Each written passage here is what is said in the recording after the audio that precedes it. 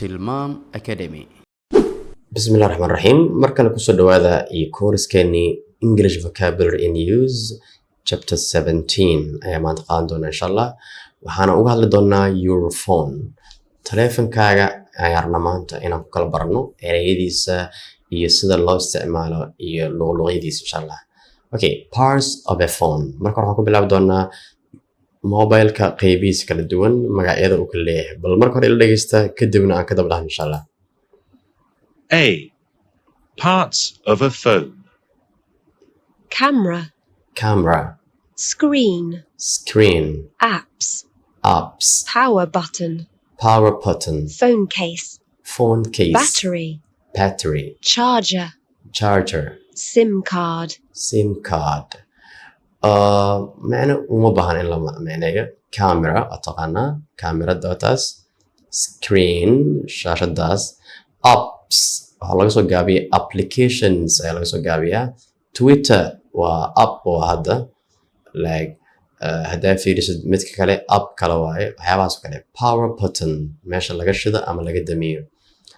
Phone case waa qolofka mobileka.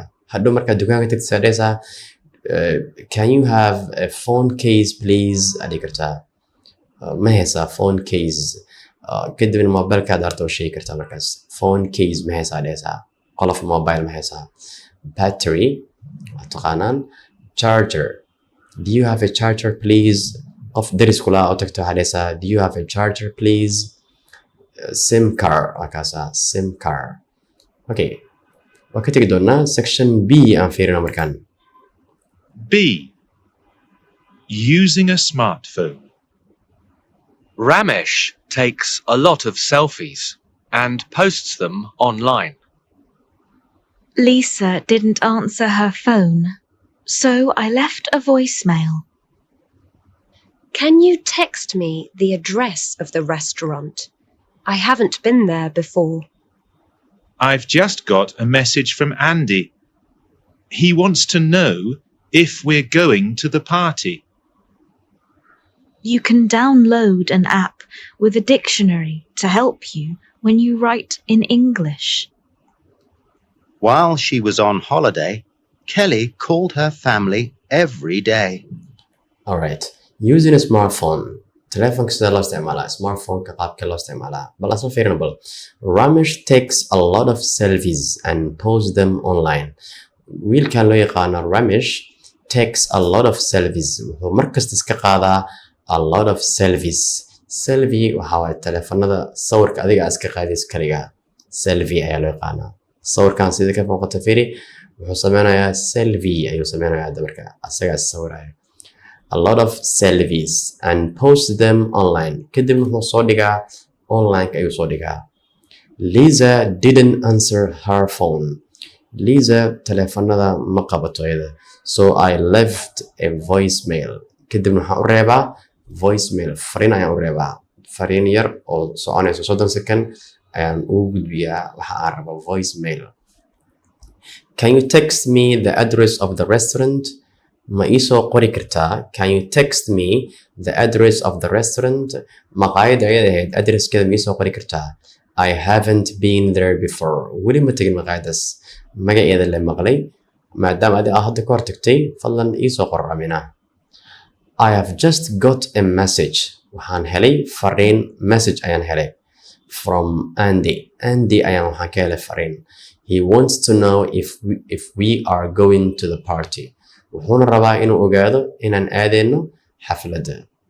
He wants to know wuxuuna rabaa inuu ogaado if we are going to the party. xafladina aadeyna in kale inuu ogaado ayuu rabaa.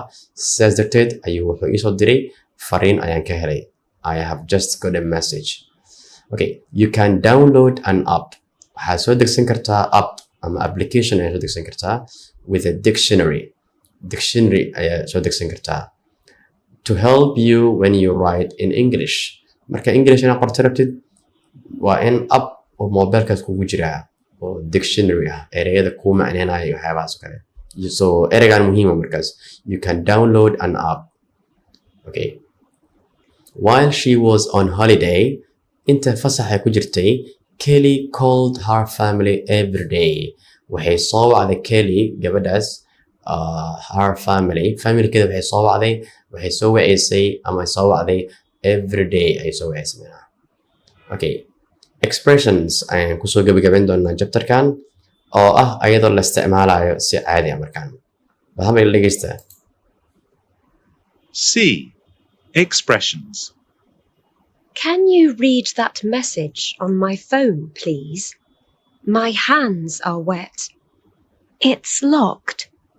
What's the PIN? You don't need a PIN to unlock it. Just swipe the screen left to right. Swipe. Save. PIN. Delete. I can't save any new photos. Your phone memory is full. You need to delete some photos and messages. alright marka labada qof sheekaysanaya Amy iyo Claire can you read that message on my phone mobileka xagga ii yaalo ii fiiri fariinta igu soo dhacday bal ii fiiri please my hands are wet aniga gacmaha ayaa iga qoyan maybe alaab dhaqaysaa maybe dhar dhaqaysaa oo kale waxay dhahaysaa marka my hands are wet gacmaha ayaa iga qoyan can you read that message on my phone please may fiirin kartaa idhaysaa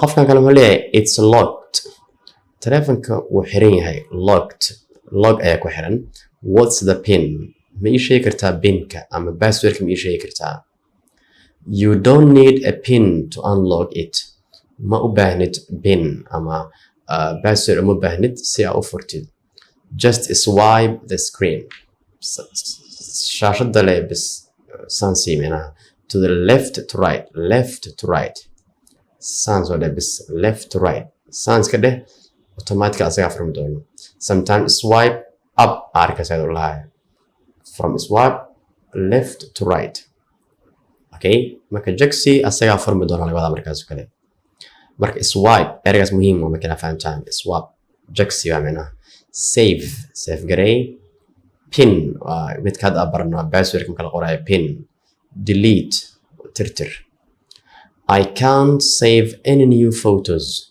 wax sawir ah ma save gareyn karo aniga dhibkaas ayaa haysto waa loo sheegay waxaa lahaa your phone memory is full your phone memory maskaxda mobilekaaga ayaa buuxo you need to delete some photos and messages waxaa u baahan tahay inaad tirtirtid some photos and messages sawiro aad u fara badan ayaa kugu jiro marka sawirada iyo fariimaha qaarkood tirtir si aa u qaadid ama u save garaysid sawiro cusub okay halkaas ayaan ku gabagabayn doonaa insha allah guud ahaan modulekaas oo ah module 3 marka modulekan si aa u fahantid isku day inaad ka shaqaysid dhammaan cashar kasta exerciseka ka dambeeya inaad ka shaqaysaan isku day insha allah markaas okay waxaa inoo balan insha allah casharka xigo iyo module cusub iyo section cusub ayaan bilaabi doonaa insha allah waxaan soo ognahay sidaas iyo nabadgelyo insha allah